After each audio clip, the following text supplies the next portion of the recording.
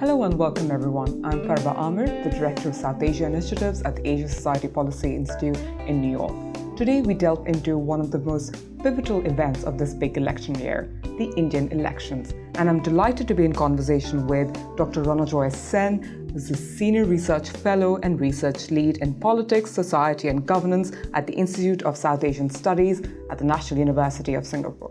Welcome, Dr. Sen. Thank you for joining me. Thanks for having me here.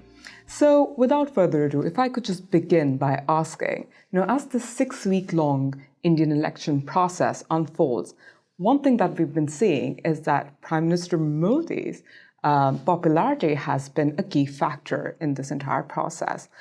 So, what are your thoughts on some of the major drivers of his sustained popularity among the Indian voters through the recent years especially, and if we compare it to some of the leading figures of the opposition? Over to you. Right. Yes, you're right. Prime Minister Modi continues to be extremely popular despite having served 2 terms. In fact, a credible survey done just before the elections showed that around nearly 50% of the respondents felt that he was the right person to be re-elected again as Prime Minister. The drivers for his popularity are quite a few. I think he's seen by large segments of India's population as a doer, someone who can sort of deliver on things and promises. He's also a populist figure, so he sort of taps into the public's needs, and he's also a great communicator. So he's able to communicate whether through his oratory within sort of Parliament or in public meetings. He's able to connect with the people. I think that's one of the reasons for his continuing popularity. He's also someone who's seen to be in sync with the Hindu nationalist sentiments of India. So there is surveys and studies to show that there has been a discernible rightward Hindu majoritarian shift in India's population, and in a sense that also contributes to Prime Minister Modi's popularity, because he's seen as someone who represents that kind of thinking. And finally, I might add that he's also seen as a strongman, and strongman figures we see all over the world are increasingly getting popular. So I think that element, along with the fact that there is no real alternative to him. So there are some people who will go with Prime Minister Modi because they don't see a credible alternative to him. Yeah, thank you. That makes sense. And on a very similar note, when you're talking about his popularity, it's well within India that it's established, but it's also beyond India. There's this general perception that Prime Minister Modi has sort of elevated India's role on the global stage, and he has made India sort of a leading power on some of the most important global issues, such as climate change or the successful New Delhi G20 summit last year, as well as being the voice of the global South. So when we look at this narrative, how much does it matter to the Indian voters on the ground in terms of the foreign policy achievements of the BJP government in the last few years? And is there sort of any interaction between what's happening on the foreign policy front with the domestic policies and priorities? Right. Traditionally, foreign policy has not played a big role in domestic politics, in particular elections. That's always been somewhat marginal. But this time around, and over the past few years, Prime Minister Modi and the BJP have trumped up many of their, or hyped up some of India's achievements, including particularly the one you mentioned, the presidency that India got. Of course, that was by rotation, but then the hosting of the G20 summit last year in Delhi. So these have been talking points in the BJP's electoral campaign. But how much traction that has got amongst the Indian voters, I'm not so sure. In fact, there was a survey, the one that I referred to earlier, which showed that only, I think, 8% of the respondents felt that India's foreign policy and India's standing in the world was a key factor for them when they go out to vote. So in a sense, the BJP and Prime Minister Modi is talking a lot about it, but I'm not so sure how much impact that will have at the electoral or voting level. Yeah, it's probably something that perhaps connects better with the Indian diaspora abroad, something that they see with India's rise to the world stage. But on that same sort of like line of thinking, where we're talking about foreign policy, this election is happening, of course, during a big election year for the entire globe, but also critical geopolitical timing. So for India itself, it has a complex relationship with some of the important global players, but a more sort of cordial with others. There's strained relationship with China. There's this consequential ongoing partnership with the United States. Of course, there are these ties with Russia that seem to endure. Should Prime Minister Modi be elected for a third term, how do you see India navigating some of these relationships, and how do you think that would work with trying to keep the house in order and keeping the nation going forward? Right, yeah. It's a complex terrain that India has to navigate and has navigated over the past few years under Prime Minister Modi. So if we just look at some of the key players. For the United States, I think the India-US relationship has been on an upswing. Prime Minister Modi had very cordial relations with former President Donald Trump. In fact, Donald Trump attended an event in Texas where Prime Minister Modi went, and in return, there was a sort of big function in a stadium in Ahmedabad, which is Prime Minister Modi's home state. And this relationship has continued and even got, I would say, furthered under President Biden. So I don't think that the change in the presidency affected the tone and tenor of the India's relation. So I don't see much changing if Prime Minister Modi gets re-elected. China, I think, is probably one of the worst sort of blemishes of the foreign policy under the Modi government. There was much hope that the India-China relations would improve, particularly because even when Prime Minister Modi was the chief minister of his home state of Gujarat, he actually visited China several times, and he had a certain fondness for China, and people felt that this might translate into better relations. But that did not happen, despite the fact that President Xi Jinping hosted Prime Minister Modi for a one-on-one in 2018 in Wuhan, which apparently he had done for no other leader except the US President. And subsequently, Prime Minister Modi hosted Xi Jinping in the city or town of Mamallapuram in Tamil Nadu. But these sort of one-on-one exchanges and sort of this personal relationship did not impact the larger India-China relationship, particularly the very contentious border issues. So we saw in 2020 one of the most publicized and sort of fierce border clash between China and India in a place called Galwan. And that actually resulted in the deaths of 20-odd Indian soldiers and a few Chinese soldiers. In fact, for the first time that there were casualties in these skirmishes, which keep happening on the India-China border. So I don't really see the relationship really improving under Prime Minister Modi if he gets a third term. In fact, I might also mention, we were talking about the G20. President Xi Jinping, in fact, did not come for the G20 summits, which was in fact sort of a mark of protest, you might say, against India's policy. So the China-India relationship, I think, will still remain contentious. And finally, on Russia, I think India has had to do a very delicate balancing act because Russia is, of course, a traditional ally. India gets 20% or so of its oil resources from Russia, and it still continues to import it despite calls for boycott in the backdrop of the Ukraine invasion.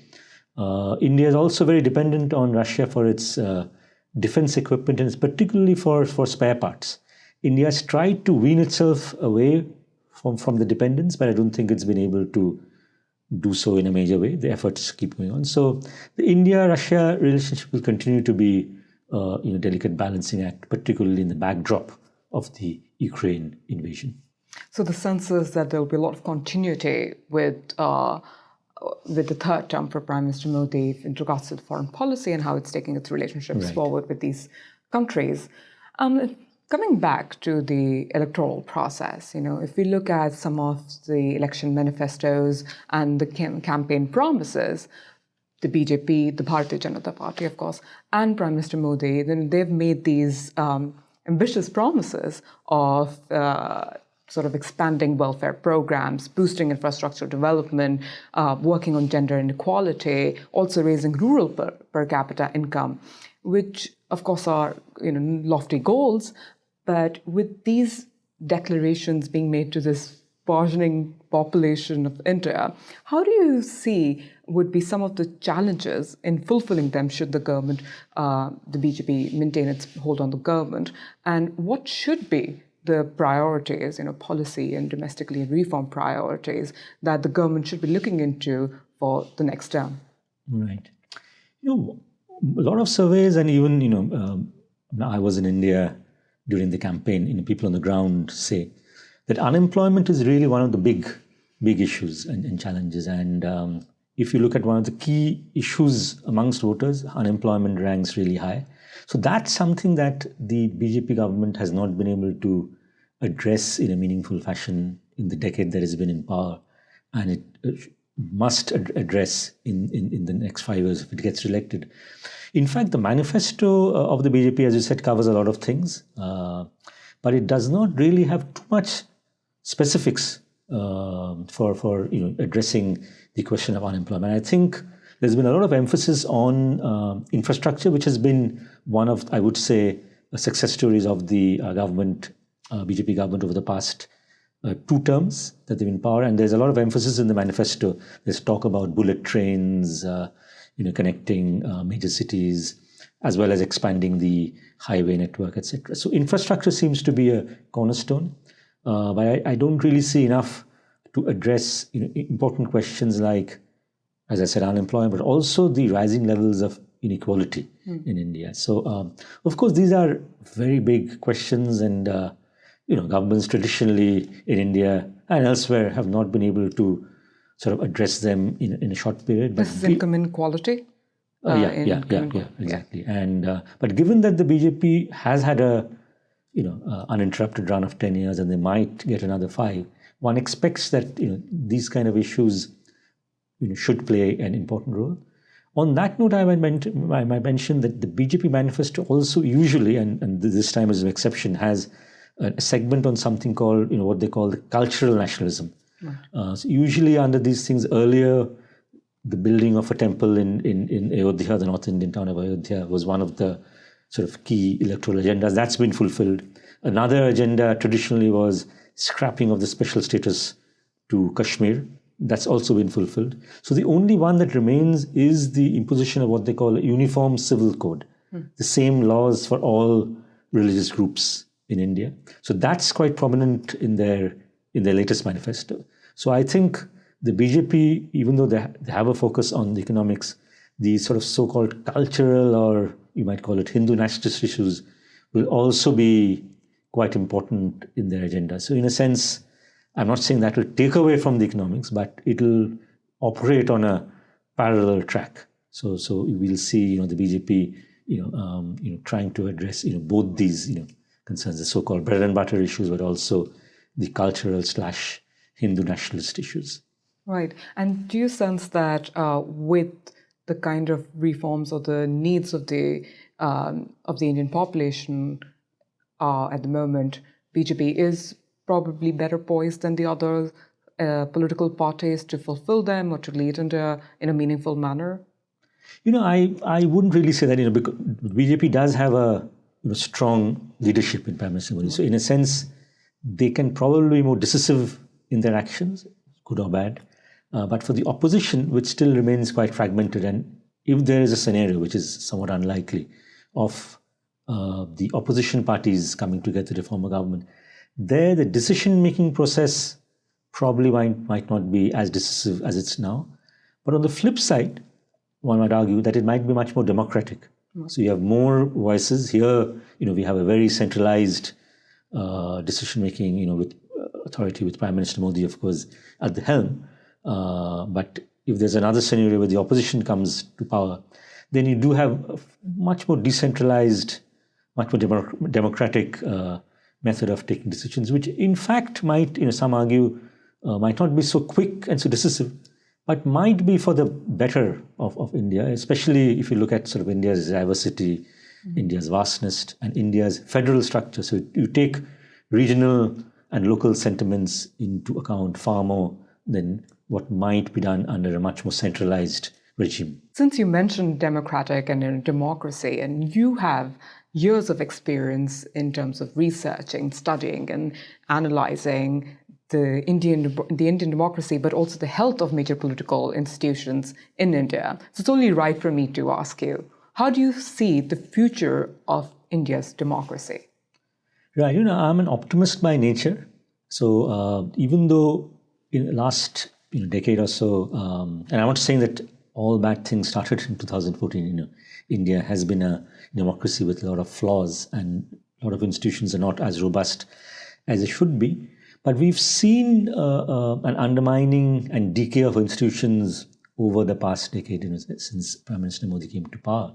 In fact, I recently published a book on Parliament, and one of the things I documented was that the Parliament, in fact, has become almost like a rubber stamp institution where very important legislations are pushed through without any debate, deliberation, or scrutiny. So, for instance, you had very important critical legislations, for instance, on Kashmir, which scrapped the special status, or what is known as the Article 370 of the Indian Constitution, was done away with over a couple of days. It wasn't sent to a committee for deliberation, nothing of that sort. You had other things related to the farming community, etc. Again, these very important legislations have been rammed through without any meaningful debate. So Parliament is just one amongst many institutions. The investigating agencies are seen to sort of, go after the opposition parties at the beck and call of government. Again, I'm not saying this has started in 2014. I think the situation has become far more parlous, worse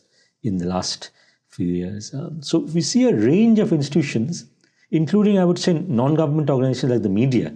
I think the media was fairly free and vibrant. That's also been captured and become sort of subservient to the government. So, as I was saying, a range of institutions have been undermined or captured. So that's a real worry when you discuss the quality of Indian democracy. I'm optimistic that Indian democracy and these institutions will bounce back. But my worry is that we often refer to the phase of Indira Gandhi's so-called emergency between 1975 to 77, 18 months, where a lot of civil liberties were taken away, institutions undermined. But that lasted only for 18 months. Whereas here we see a situation where this has been happening over 10 years in a fairly systematic, insidious way. And so to sort of course correct for Indian democracy to bounce back, it'll probably take that much longer. So my real worry is that, that was 18 months vis-a-vis, almost 10 years and probably counting. So I do worry about the health of Indian democracy and the route back to regaining its vibrancy. Thank you so much, Dr. Sen. And I think it's good to be optimistic, but with caution, and to keep observing the kind of policies or the practices that the new governments will put into action. It's also quite in line with what we're seeing the rest of South Asia also, in terms of look at the democratic health of individual countries. But on that note, thank you once again for such insightful analysis, and thank you for taking out the time to join me in conversation today. For our audiences, I hope you found this conversation interesting. Please stay connected with the Asia Society Policy Institute and follow the ballot box for more of election-related insights and analysis this big election year. Thank you. Thank you.